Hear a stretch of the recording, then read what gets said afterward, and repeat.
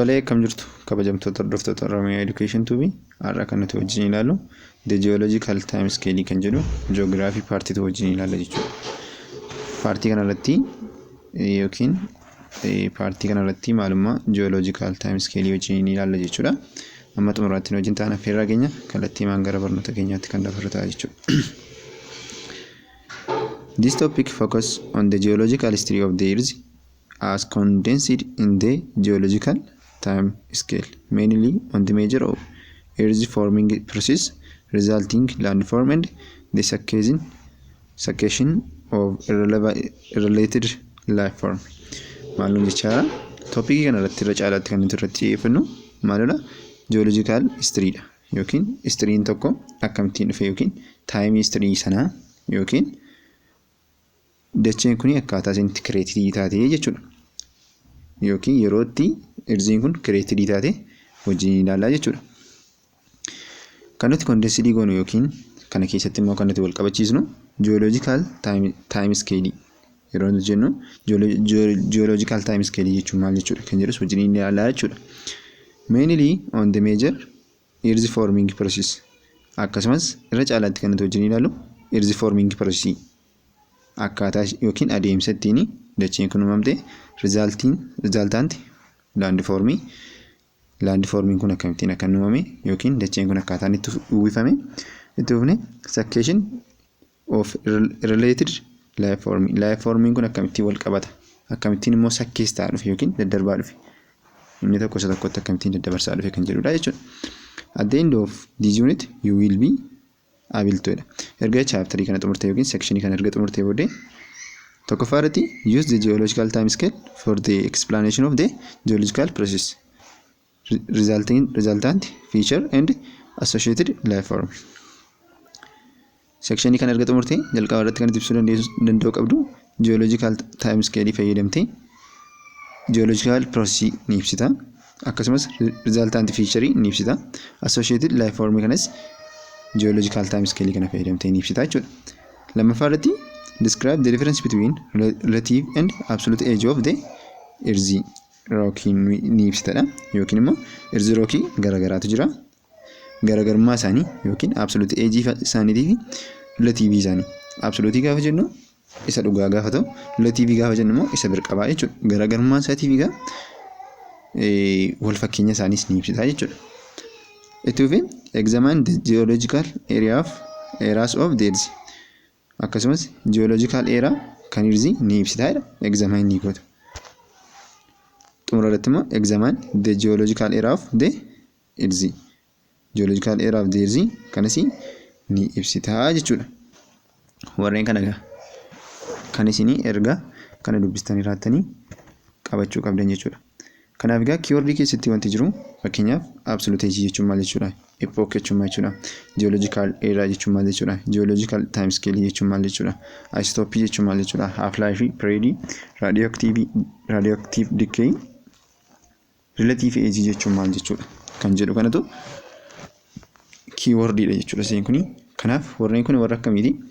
Just warra definition isaa qormaata biyyoolessaa irra dhufuudha. Kanaaf warreen kana nuti beekuu qabna jechuudha. Asirra brainstorming activity 1.3 jira yookiin gaaffii sammuutiin wal qabatu jira. Please organize yourself into group and attempt the following question. Jechaadha. Group uumiti gaaffii armaan gadii irratti mari'adhaa akka jechuuti jechuudha. Have you ever heard about the geological history of the earth? Kanaan dura waa'ee geological history of the history dhageessee beektaa jedhee nu gaafata. Kana groupiidhaan just mana barumsaa keessatti kan inni ta'uu danda'u jechuudha gaafa barattan jechuudha. Lammaffaarratti what is geological time scale? Geological time scale jechuun maal jechuudha jedhee nu gaafachaa jira. Sadaffaarratti immoo how was the age of the earth established?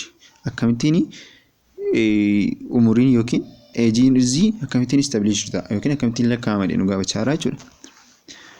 Itti fufee how do scientists determine the age of the earth and its product jechaadha.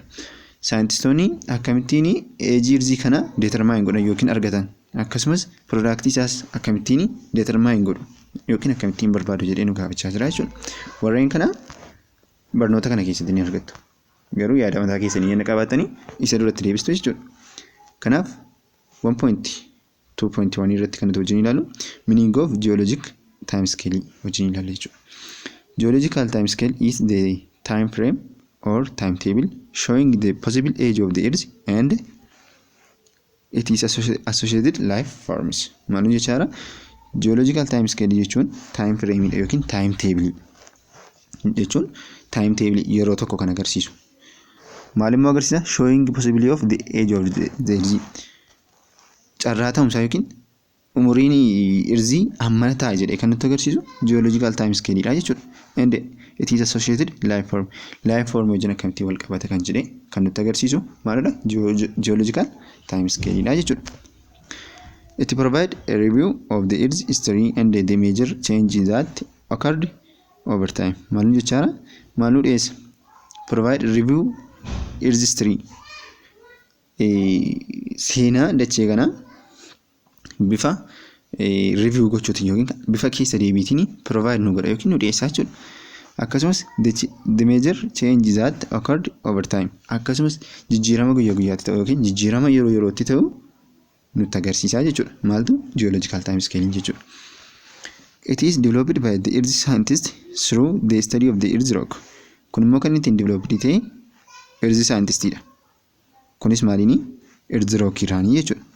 Yookiin warra kamii kan isaan kan kana hojjechuu danda'u? Warra earth rock study godhan yookiin qoratantu umurii isaa kana maal gochuu danda'a? Raaguu danda'a jechuudha yookiin develop gochuu danda'a jechuudha. Through the study of the rock, scientists determine the relative and absolute age of the rock. Maal jechaadha? Yeroo itti isaanitti rookii kana qoratanitti saayintistoonni maal determine godhani? Relative fi absolute age of the rock determine godhan jechaadha. Yookiin argatanii jechaadha. Jalqaba relative isaa argatanii taansii absolute age of the rock argatan. Kanarraa kaanitu earth rock barbaaduu jechuudha yookiin akkamittiin earth history akkasitiin barbaaduu jechuudha. Haala kanaan kan isaan barbaadanii 1.2.2 irratti immoo kan nuti wajjin ilaallu relative and absolute age of the rock kan jedhu wajjin ilaallaa jechuudha. Mata duree kana jalqaba irratti kan nuti wajjin ilaallu relative age. Relative age jechuun wanta tokko waan biraadhaan bukkee qabu jechuudha. Relative akkuma beektanii jechuudha. Relative age mainly depend on the analysis of the sequence of geological occurrence without giving due regard to the exact time of the origin. Maalum jechaadha? Relative age kan inni irratti xiyyeeffatu analysis yookiin xiinxala irratti hundaa'a jechuudha. Kunis sequence walitti fufiinsaan geological occurrence irratti xiyyeeffata kun wantooti deddeebiidhaan yeroo isaan jijjiiramanii sequence isaanii sana irratti xiyyeeffateetu analysis godhee age isaanii nuu kaa'a jechuudha. Kunis maal maleeti? Giving due regard exact time of the origin. Origin isaanii yookiin yeroo isa jalqabaa yeroo isa bu'uuraa sana malee kan nu dhiyeessu relative age jennee waamnaa jechuudha. It focuses only on the determine the sequence of the formation of the event. Maal jechaadha? Irratti caalaatti kan xiyyeeffatu sequence of the formation of event. Eventiin tokko akkamittiin uumame sequence isaa sana irratti hundaa'e yookiin deddeebii isaa sana irratti hundaa'etu yookiin isa irratti xiyyeeffateetu age sana maal godha? Analyze godha jechuudha. Event irratti hundaa'e yookiin sequence of the formation of event irratti hundaa'e kan umurii raaguu maal jennee waamna? Relative age jennee waamnaa jechuudha. Whether the event had occurred before or later than the other related one. Maal jechaadha? Eventiin tokko isa tokko dursee inni raawwatate yookiin inni tokko isa tokko dursee inni raawwate inniti isa irratti hundaa'e inni kuni isa kana dursee raawwate waan ta'eef umuriin isaa amma kana ta'a jedhee raagaa jechuudha. Haala kanaan kan inni raagu. This method principally depend on the study of the sedimentary rock and often applies to local condition interpretation. Maal jechaadha?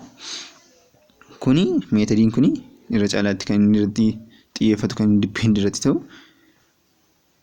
sedimentary rock qo'achuu irratti jechuudha. Sedimentary rock qo'achuu irratti.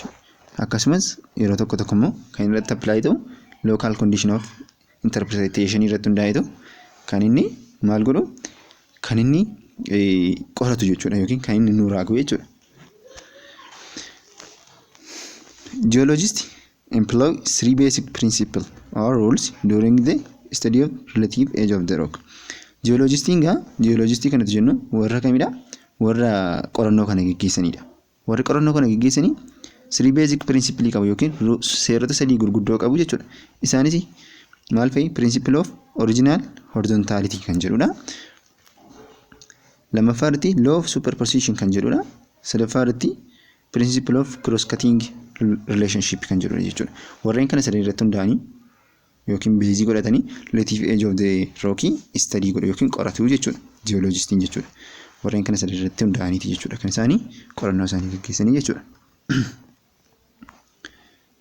Itti fufee maal jedha? The principle of origin horizontally indicate the layer of the sediment are originally placed horizontally under the action of gravity. Seerota sadii jira jenne. Seerri inni jalqabaa original horizontalityidha. Inni kun immoo maal mul'isa? Layer of sedimentiin yeroo jalqabaatiif kan inni ture kan inni placed bakka inni qabatee ture horizontally ture.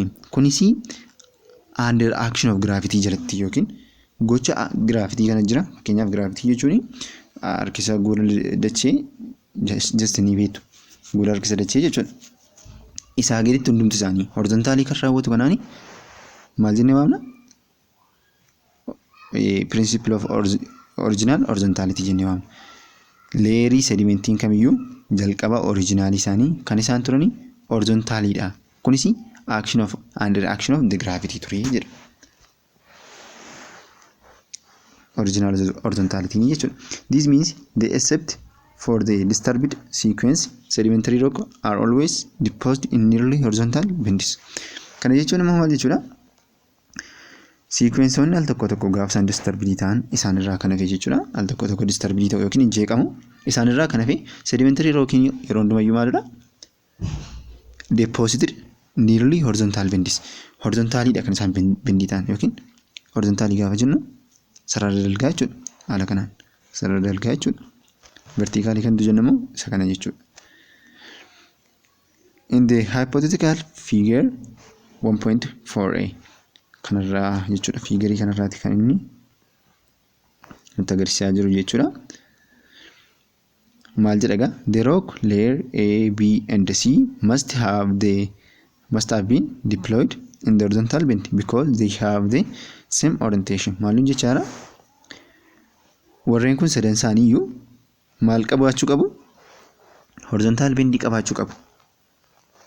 Sababiin isaa immoo they have the same orientation. Orientation tokko sababii qabaniif yookiin saayiziin isaanii tokko waan ta'eef yookiin boci isaanii karaa isaanii irra jiranii tokko waan ta'eef hundumti isaanii maal irra jiru? Horizontalii irra jiru. Haala kanaan jechuudha. Inni kun horizontalii irra jira. Haala kanaani inni kunis horizontalii kanaani the same orientation kanatu jennudha jechuudha. Kanaaf hundumti isaanii horizontal bendii qabu jechuudha. Yoo horizontal beds qabu. If the beds are no longer horizontal, they must have undergo deformation of after formation. Maalum jechaara yoo beds isaanii kuni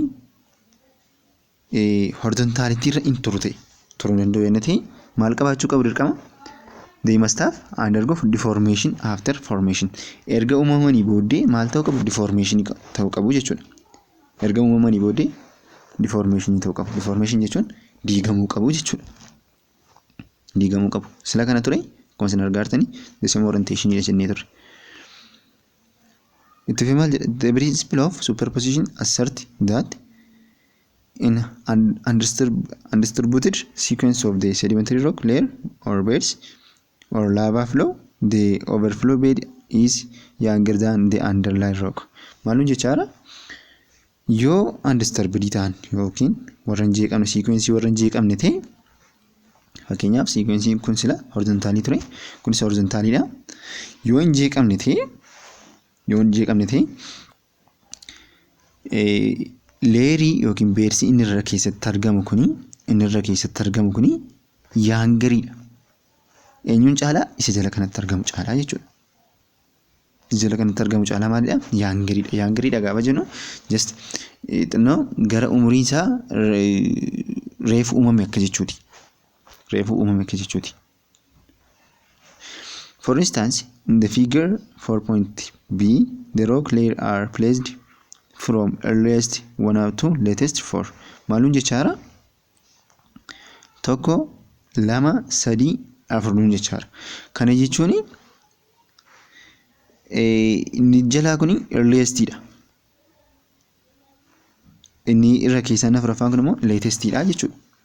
Kan boodaati. Inni kun isa duraati jechuudha. Earliestiin isa duraati. Latestiin immoo isa duraati. Isa reefuuti jechuudha. Haala kanaan jechuudha kan isaanii tarree galan jechuudha. Inni kun egaa superpositionidha. Kuni superpositionidha. Inni kun immoo original horizontalityidha jechuudha.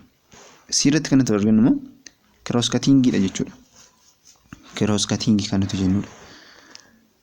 Principle lama wajjin ilaalleerra mammaatti. Inni tokkoffaan original horizontality, inni kan biraan superposition kan jedhudha jechuudha. Inni sadaffaan the principle of cross cutting relationship kan jedhudha.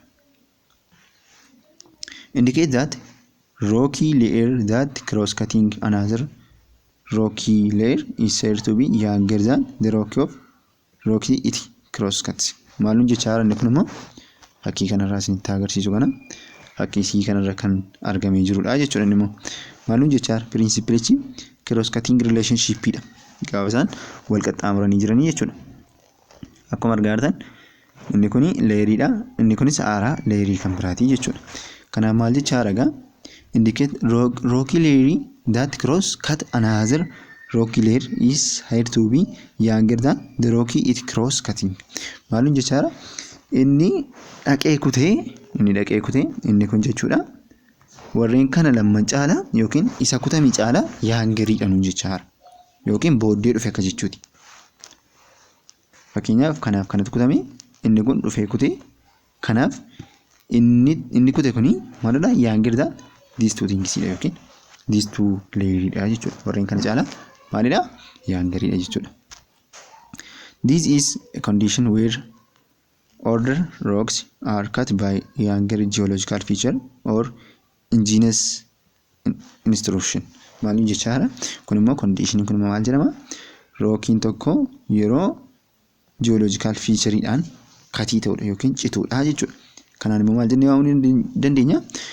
Indigenous intrusion jennee waamuu ni dandeenya jechuudha. Kanaaf fiigarii 1.4c wajjin ilaallatee isa kana jechuudha. Sumana amma wajjin ilaalle layer C is indigenous intrusion created after the formation of sedimentary layer 1 and 2. Kanaaf warreen kana booddee kan uumame isa sadaffaa kanadha jechuudha. Kanaaf inni sadaffaa latestidha. Inni tokkoffaan immoo maalidha? Earliestidha jechuudha inni immoo. Kanaaf akkuma asirraa argaa jirtanii isa diimaa kanaan indigenous Pluton jennaan. Warreen keessa jiran warreen citanii immoo inclusion jennee kan nuti waamnudha jechuudha. Haala kanaan jechuudha kan nuti qabachuu qabnu. Haala kanaanii jechuudha kan nuti qabachuu qabnu. Itti fufnee kan nuti wajjin ilaallu amma ammaatti kan nuti wajjin ilaalle relative age yommuu ta'u amma immoo kan nuti wajjin ilaallu absolute age kan jedhudha jechuudha. Absolute age refers to the actual age of the rock given in numerical value through the analysis of the spontaneous decay of radioactive spontaneous. Absolute age kan nuti jennu absolute age kan inni mul'isu actual age dha yookiin age isa dhugaadha jechuudha. Kunis kan rookiiti. Kun immoo maaliin kennama? Numerical value dhaan yookiin lakkoofsaan kan kennamudha. Kunis through analysis of spontaneous decay of radioactive isotope. Kunis immoo kan inni xiinxalamu spontaneous decay of radioactive yeroo itti radioactivein itti caccabe yookiin radioactive isotope yeroo inni itti diigame bakka garagaraatti yeroo inni itti ba'e decay yeroo inni itti ta'etti kan ittiin analyze goonudha jechuudha. The term isotope refers to the presence of the element in different form. Isotope kan nuti jennu chemistry keessatti beektu jedheen yaada. Sagaleef kudhantii kenna baratanii isa beektu jedheen yaada. Isotope kan nuti jennu yeroo akkuma isin beektanii elementiin tokko maasii garaagaraa yeroo inni qabaatu jechuudha. Kanaani presence element in different form kan nuti jennu jechuudha. Radioactive decay stands for the conversion of unstable or parent element into daughter or stable element through the gaining or losing of particle in their nucleus. Radioactive decay kanatti jennu yerootti conversion yookiin jijjiirama unstable element irraa gara stable element tti jijjiiramudha. Kunis karaa kamiinidha? Yeroo elementiin tokko nucleus isaatti particle gain gochuudhaan yookiin fudhachuudhaan yookiin losing gochuun yookiin kennuudhaan yeroo itti stability jijjiiramuun maal jennee waamna? Radioactive decay jennee waamna jechuudha. For instance, potassium 40 kedha decay into argon 40. Similarly, carbon 14 change into nitrogen 14. Kana jechuun potassiumiin atomic number 40 qaba ture. Gara maalitti jijjiirame? Gara argonii 40tti jijjiirame jechuudha. Kanaani potassiumiin kuni jijjiirame jechuudha. Gara maalitti? Gara argoniitti jijjiirame.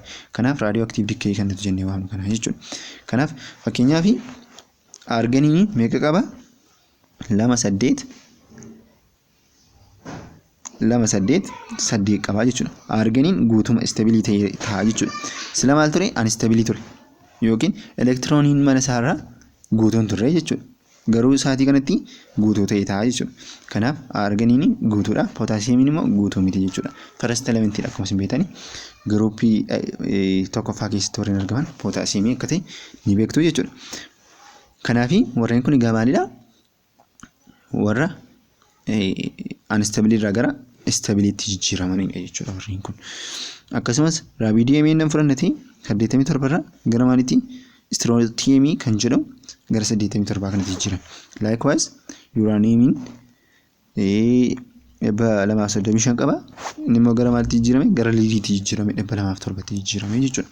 Haala kanaan jechuudha. Kanaan egaa radioactive decay jennee kan nuti waamnudha jechuudha. Radioactive decay jennee kan nuti waamnudha jechuudha. Parent and the daughter isotope and the time taken or half-life for the conversion jechaara. Parent isotope uranium, daughter isaa isotope dha. Yookiin daughter isotope isaa leadii ta'a jechuudha. Uranium jechuudha. Kun immoo half-life isaa meeqadha? 4.5 billion years jechuudha. Rubidium nan fudhannati kun gara maalitti jijjiirame? Gara strontiumtti jijjiirame. Kun immoo 48.8 billion years jechuudha. Waggaa baay'ee kan fudhate jechuudha inni kuni. Potassiumiin immoo gara argoniitti jijjiirame. Kun immoo 1.25 billion years jechuudha. Uranium nan fudhannati waggaa miliyoona 704 kan fudhatedha jechuudha. Inni immoo gara leadiitti jijjiirame jechuudha. Uranium inni kuni abbaa 235 inni kun immoo abbaa 238 jechuudha. Inni kuni gara 207tti inni kun immoo gara 206tti jechuudha. Kana dabaafachuu qabdu. Shanaffaarratti carbon 40 into nitrogen dha. Nitrogen kuni 40 jijjiirame kunis carboniitu gara nitrogeniitti jijjiirame. Kun immoo 5730 years kan fudhatedha jechuudha. Inni kun gaa half life isaatiiti jechuudha. Warreen kana illee qabachuu qabdu jechuudha isin. Tuufii maal jedha? The time taken to convert from parent element to daughter element is commonly measured in half-life lives. Maaluu jechaara? Time taken yeroo isaanii parent isaaniirraa gara daughter elementiitti jijjiiramanii maaliin safarama? Half-life isaaniitiin safarama jechuudha. The half-life of an isotope in the time taken for half of the parent isotope to change to its product atoms. Maaluu jechaara? Half-life in isotope time taken tokko keessatti kennamu kan parentichaa haafii parentichaa yookiin haafii parentichi jiraate jechuudha. Gara maalitti jijjiirama? Gara product atamiitti jijjiirama jechuudha. Half-life isotope jira. Time taken maaliin ta'edha kuni? Half-life parentii sanaan ta'edha. Parent isotope sanaan ta'edha. Kun immoo gara maalitti jijjiirama? Change into product, it is product atom. Gara product atomii isaatti jijjiirama jechuudha. The relative proportion of the parent and the daughter isotope are used to determine the number of half-lives. Maaluu jechaara? Relative proportion kan parentii fi kan daughter isotope suni maal determine nu godha? Number of half-life sana determine nu godha yookiin nuuf ibsa jechuudha. Kanaaf relative proportion of parent fi daughter isotope suni kan inni ittiin determine goonu number of half life isaanii guutummaatti jechuudha. Before conversion 100% of parent prevails and no daughter product is formed. Yeroo jalqabaatiif yookiin jalqaba irratti percentage 100 parent jira, 0 daughter immoo jira jechuudha. After one half life or 50% of the parent remain while 50% of the atom are changed into daughter atom. Maalum jechaara percentage 100 jalqabaati ture, 0 daughter immoo ture yookiin daughter kan nuti jennu dhalattoota isaanii jechuudha yookiin ijoollee isaanii jechuudha. Parent kan nuti jennu maatii isaanii jechuudha. Maatii isaanii percentage 100 ture. Daughter isaanii immoo percentage 0 ta'a jechuudha. Yeroo isaan dhufanii percentage 50% ta'an parent isaanii, daughter isaanii immoo 50% ta'a jechuudha. Kun immoo gara atomiitti jijjiirameera. Daughter atomii ta'a jechuudha saboodee. After two half lives, the number of parent isotope is again halved 25%, while the number of daughter atom increased by the same amount 75%. Kun immoo yeroo maatiin isaanii percentage 25 ta'anii 25% ta'anii kan daughter isaanii immoo meeqa ta'a 75 ta'a jechuudha. 100 ture 100 irraa 50tti caccabanii inni 50 kun immoo amma 50 yookiin parent 50% ture 50% kuni gara 25tti cabee jechuudha. Sila 25 jira 25 kanatti deebi'ee jechuudha yookiin 25 kanatti daamee jechuudha. 50 kanatti. Kana booddee 75 ta'e ammasii parent isaanii percentage 25 ta'ee jechuudha. Haala kanaan jechuudha kan deemu. For more clarity please see table 1.2. Akka inni sirriitti si'uu fi table kana ilaalii kan jedhudha jechuudha. Kanaafi jalqaba irratti no half life kan hin jirre yeroo maatiin isaanii percentage 100 turanidha. Daughteriin immoo 0% yeroo isaan turanii half life 0 ture jechuudha. Lammaffaa irratti yeroo half life tokko 50-50 dha jechuudha. Daughteriinis parentiinis 50-50 dha. Yeroo half life lama parentiin 25 dha. Daughteriin immoo 75 dha. Yeroo sadii parentiin isaanii meeqadha? 12 qabxii 5. Daughteriin isaanii immoo 87 qabxii 5 ta'a jechuudha. Ammas kana furiin barbaanne innati 12 kanatu meeqaaf irraa 2 irraa deemnaa jechuudha. 12 gaafa 2 irraa 6 qabxii 2 5 ta'a jechuudha. 6 qabxii 2 5. Asii immoo meeqa ta'a? 6 qabxii 2 5 kanatti daana jechuudha. Kanas ammasii kan 5 barbaanne innati hablaa fi 5ffaan barbaanne innati isa kana 2 irraa deemna. Kanas 3.125 ta'a. Kana booddee ammas kanatti meeqa daana? 3.2125 edaana jechuudha. Haala kanaan deema jechuudha. Asii gaafa parentiin decrease ta'a deemu, asii immoo daughteriin isaa maal ta'a deema? Increase ta'a deema jechuudha. Increase ta'a deema. Haala kanaan jechuudha kan dabalaa deemu jechuudha. Note jedhee maal jedha note irratti? Radioactive decay occurs when elements recombine to form new minerals during the process of metamorphism or when magma cools. Maalum jechaara radioactive decay kan inni mul'atu yeroo elementiin tokko recombine ta'u yookiin yeroo inni formii tokkorraa gara formii biraatti jijjiiramu jechuudha. Kunis akka maalitti new mineralitti yookiin mineraalii haaraa qulqulluu mataa jechuudha. Adeemsa kanaan immoo maal jennee waamna? Metamorphism jennee kan nuti waamnudha jechuudha. Yookiin immoo when magma cools, magma yeroo coolsitti ta'u. Magmaan akkuma isin beektanii yeroo volkaanoon dho'u volkaanoo sana keessaa kan ba'uun magmaa jennaa jechuudha. Dhangala'aa sanaan magmaa jenna. Magmaa yeroo coolsi ta'u sana immoo maaltu uumama? Radioactive decay uumamaa jechuudha. Radioactivity element found in igneous and metamorphic rocks are commonly used in the rocky dating studies. Radioactive elementiin kan inni argamu igneous fi metamorphic rocky keessattidha. Kun immoo kan inni ittiin fayyaduu fi rocky dating study keessatti baay'ee kan fayyadudha yookiin dhaabbataa ta'e kan fayyadudha jechuudha.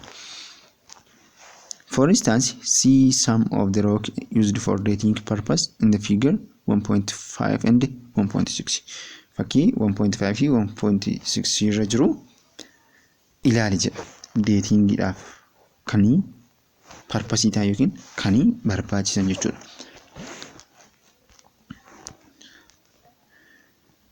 Itti fufnee gaafa wajjin ilaallu maal jedhe tufe? As mentioned earlier, the geological timescale form a division of geological process and the life form based on the standard time units through the study of fossil remaining imprinted in the rocky layer. Akkuma gubbaatti wajjin ilaalle turre earlier yookiin gubbaatti kan jalqaba irratti kan wajjin ilaalla turre geological timescale form division of geological process fi life form kan qabudha jennee turre. Kunis standard time unit irratti kan hundaa'udha. Yerootti kanatti immoo yeroo nuti ittiin foosilii afanii yookiin yeroo foosiliin hafe dachee keessatti kan hafe jechuudha. Studiitti ta'udha yookiin qoratamuudha jechuudha. The scale divide the age of the earth into eons, eras, periods and epochs. Scalein bakka gurguddoo afurtti qoonnee ilaaluu ni dandeenya. Scale of the age bakka gurguddoo afurtti qoonnee ilaaluu ni dandeessa. Inni tokkoffaan eons kan jedhamudha, era kan jedhamudha, period fi epochs kan jedhamudha jechuudha. Kun table 1.3 irra jira. Wajjin ilaallachuu irratti fufne. When the geological time scale was initially developed, the earliest fossils were found not exceeding 600 million years from the present Cambrian period in the age. Maalun jechaara yerootti geological time scale jalqabe yookiin develop ta'uu jalqaba isaarratti jechuudha. Earliest fossil hin argamne yookiin waggaa miliyoona 6 dura warreen argaman miti. Kunis bara waggaa miliyoona 6 duraa fi amma ammaatti warreen jiran miti jechuudha. Geological time scale yeroo initialized ta'e jechuudha. Yeroo jalqabsiifame. Based on that, the part of the geological history of the earth before the Cambrian period, or the time from 600 million up to 4,500 million, is classified as Precambrian. Precambrian thus means the time before Cambrian. Kanaafi maal jenne yeroo geological time scale initialized ta'e waggaa kana kan caaludha yookiin kana dura kan ta'udha. Waggaa miliyoona 6 hanga amma ammaatti kan jiru. Amma immoo maal jedhama? Cambrian period kan jedhamudha. Saatiin ammaa kun jechuudha. Kanaaf warreen kana gidduu oli jechuudha. Warreen kana dura jechuudha kan inni developed ta'e. Yeroo jalqabaatiif jechuudha. Maaltu geological time scale. Kanaafi sababii kana dura ta'eef immoo waggaa meeqaatti kan inni gidduutti qabame? Waggaa miliyoona 600 fi 600 hanga miliyoona 4,500 gidduutti jechuudha. Kana immoo maal jedhanii moggaasanii? Precambrian jedhan. Pre isee kanatti dabalan. Pre jechuun dursa jechuudha. Cambrian jechuun immoo isa ammaa dursee kan jiru jechuudha. That means time before Cambrian jechuudha. Kanaaf Precambrian just waggaa 600 hanga 4,500 miliyoonitti kan jirudha jechuudha. Karaa biraa jechuudha. Kanaaf haala kanaan hubattanii ilaaluu ni dandeessu jechuudha. Itti fufee maal jedha? Warreen kun egaa warreen uumamanidha. Uraaniitiidha kuni, dirkaniidha kuni, hornblende kan jedhamudha. Gilookanaayitii warreen jedhaman warreen kana jechuudha. Dhagoota warreen kana jechuudha kan uumamanii. Sample rock used in radiometrikiidhaan kun yookiin warra radiometrikii ittiin safaruuf nu fayyadanii warreen kana jechuudha. Umurii isaanii irratti hundoofne warreen nuti radiometrikiidhaan safarrudha jechuudha. Warreen armaan gadii kun immoo warreen akka Cambrianidha. Saatii ammaa kana kan jirudha. Inni kun Jurassic periodidha. Inni kun immoo Carboniferous kan jedhamudha jechuudha. Inni kun immoo maqaan isaanii immoo warreen kan Ammonite, Trilobite, kiroonoidii foosilii warreen jedhaman kanadha jechuudha. Warreen kun egaa warra lafa keessatti hafanidha. Erga qoratamanii booddee haala kanaan ba'anii ekstiraaktii erga ta'anii booddeedha jechuudha. Warreen kun inni kun just now jechuudha. Kaambiriyaanii warreen nuti jennu Juraasic Period. Warreen kun warreen turanidha jechuudha dachee keessa. Some index fossil used in geologically warreen nuti ittiin safaruuf fayyadamnu warreen kana jechuudha. Inni kun immoo raadiyoo kaarbonii isa jedhamudha. Raadiyoo kaarbonii yookiin raadii kaarbonii kan nuti jennee waamuu ni dandeenya.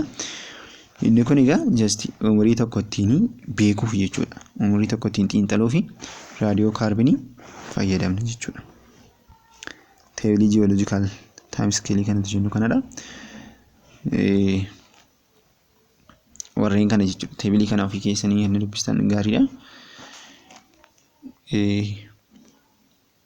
Eventii warreen ta'anii pireedii, eonsii warreen jedhamanii, epookii warreen jedhamanii, eejii warreen jedhamanii, meejor eventii warreen jedhaman kana just ofii keessanii dubbisaa jechuudha. Juraasic Period waggaa meeqa amma meeqaatti kan jedhamu beekuu qabdu jechuudha. Fakkeenyaaf inni jalqabaa kuni isa jalqabaa kana inni ilaallate inni jalqabaa kun maal jedhama? Koonozoikii kan jedhamudha. Kwaatarnariin jira. Pireediin isaa jechuudha. Hoolosiinii wanti jedhamu jira. Warreen kun just eejii isaaniiti. 0.1 up to 1.6 miliyooniidha kuni. Percentage taayimiin kwaatarnarii jedhama. Kwaatarnarii kana keessatti wantoota lamatu argama.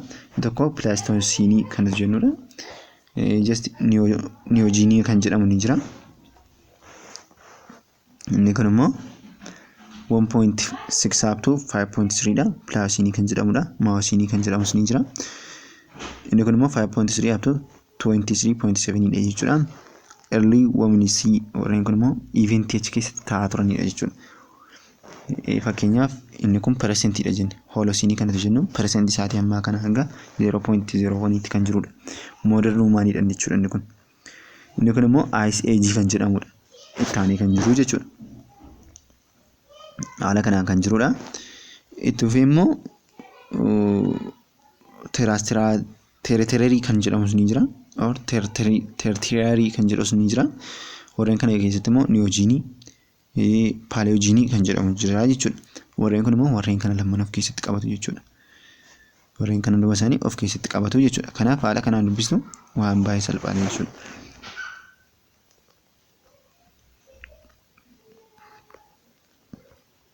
Kanaafi kaambiriyaaniin saatii ammaa kan akka inni ta'e, piriikaambiriyaaniin immoo isa dura akka inni ta'edha jechuudha. Kan nuti asirraa barree jechuudha. Itti fufnee gaafa wajjin ilaallu, based on the geological time scale, the history of the formation of the earth is classified into 4 longer geological periods named Eons, Hadean,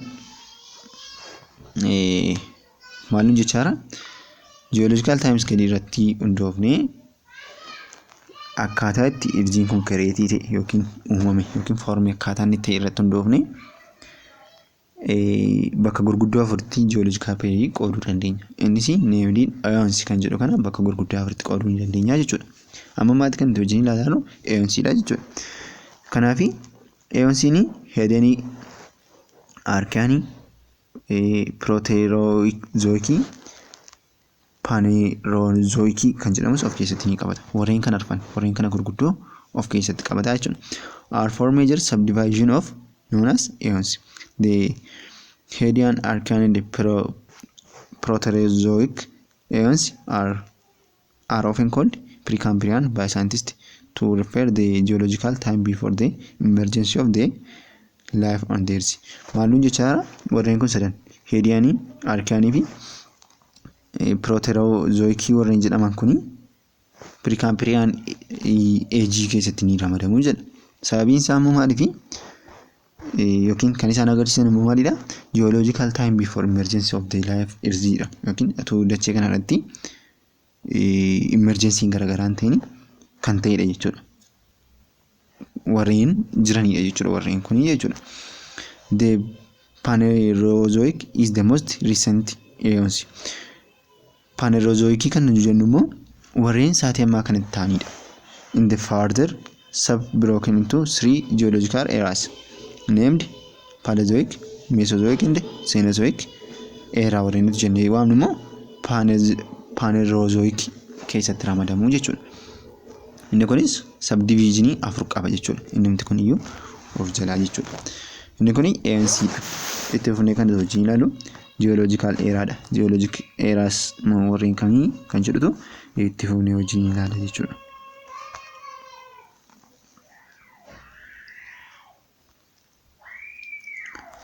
Geological eras or geological eras kan jedhu itti fufnee ilaalu.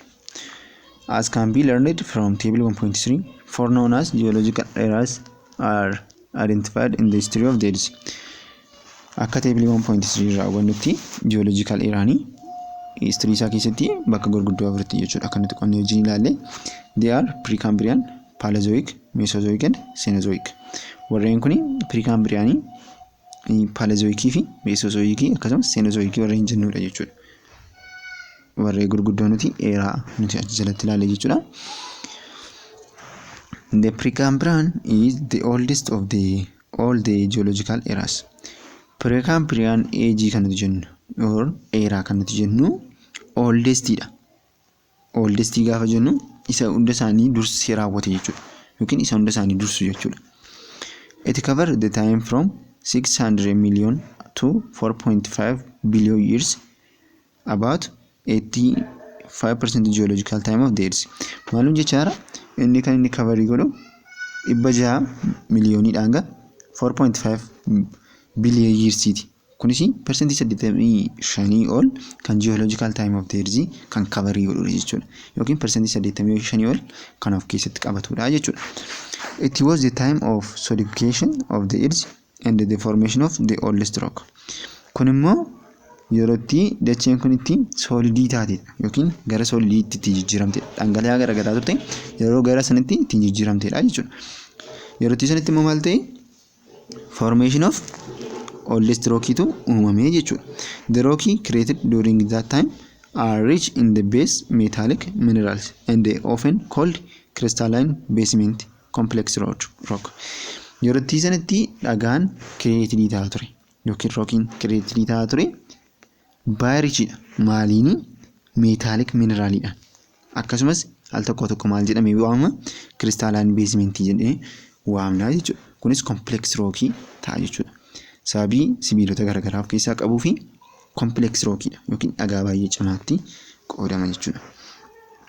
Figure 1.7 indicate that they are often found along with the continent shelves or cratons. Kana jechuun figuriin kun kan inni agarsiisu figirii sana wajjin inni ilaala. Akkaataa itti continent shaliin itti shell ta'e yookiin itti haguugame nutti agarsiisa. Landscapes resist long period of erosion. Yerootti sanatti landscape'n yeroo itti dhiqamni biyyee kan baay'inaan gaggeeffamaa turedha jechuudha.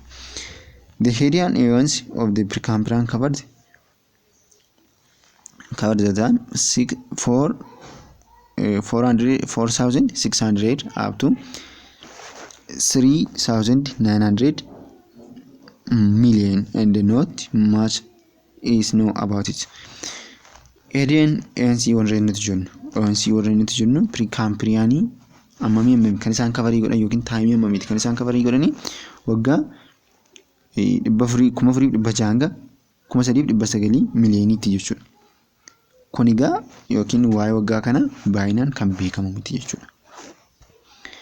Arcan is the other eons covering some 1,400 or 3,900 up to 2,500 million. Kun immoo Arcan kan nuti jennu kunis gosa eonii kan biraati jechuudha. Kun immoo waggaa 1,400 kan coverii godhudha. Miliyoona 1,400 kan coverii godhudha. Yookiin immoo 390 hanga 2,390 hanga 2,500 miliyooniitti kan coverii godhudha jechuudha. The latest of the three eons is the Proterozoic latest list lasting from 2500 up to 570 million jechaadha. Maal jechuudha kuni? Protozookii warreen hafanii waggaa 2500 hanga 570 miliyooniitti warreen hafanidha jechuudha. Warreen sadan isaanii warreen hafan. ANC sadan isaanii warreen hafan jechuudha. Kun egaa fiigariin kun akkaataa faffaca'insa Precambrian rookii ture jechuudha. Dhagaan akkamittiin faffaca'ee jedhee kan tumuu ture jechuudha. Inni magariisni kan nutti agarsiisu yeroo itti Precambrian rookiin kaveriitti godhedha jechuudha. Exposed area ammoo kan nutti agarsiisu diimaa kana jechuudha. Diimaan kan nutti agarsiisa jechuudha. Egaa geological time scale'n warreen kan of keessaa qaba. Triassic, Jurassic kan jedhamu of keessaa qaba. Warreen kana isin just dubbisuudha kan isin irratti eegamu. Animalii garaagaraa biqiltoonni garaagaraa isaatii isaanitti mul'atan ni jira. Warreen kana isin ofii keessanii dubbisuu danda'uudha qabdu jechuudha. Itti fufnee kan nuti wajjin ilaalu Paleozoic era covered time wajjin ilaalla jechuudha.